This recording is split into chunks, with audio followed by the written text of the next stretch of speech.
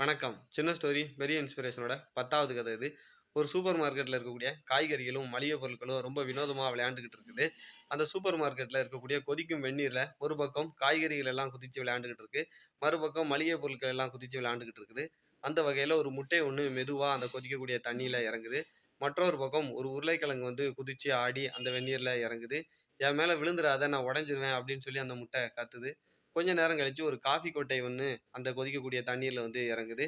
அதுவரைக்கும் வெறும் வெந்நீரா இருந்தக்கூடிய அந்த தண்ணீர், அந்த காஃபி கொட்டை இறங்குனதுக்கு அப்புறம் காஃபியா மாறிருது. இந்த கதை கேட்கறதுக்கு ரொம்ப காமெடியா இருந்தாலும், இந்த கதையில வர மாரி தாங்க. நம்ம எல்லாரோட லைஃப்லயும் வரக்கூடிய கஷ்டம் அப்படிங்கிறது அந்த வெந்நீர் மாரி.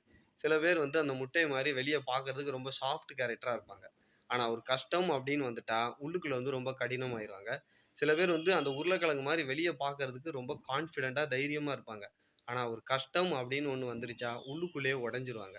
ஆனா சில பேர் மட்டும் தான் அந்த காஃபி கொட்ட மாரி, தான் போகக்கூடிய அந்த கஷ்டங்கள் எல்லாத்தையும் மாத்தி, தன்னோட வாழ்க்கைய வந்து மாத்துவாங்க. இதுல நீங்க யாரு? அந்த உருளைக்கிழங்கா? இல்ல காஃபி கொட்டையா? இல்ல முட்டையா? அப்படிங்கிறத கமெண்ட்ல சொல்லுங்க. இதே மாரி நெறைய இன்ஸ்பிரேஷனான ஸ்டோரிக்கு நம்ம பேஜ் கூட இணைஞ்சிருங்க.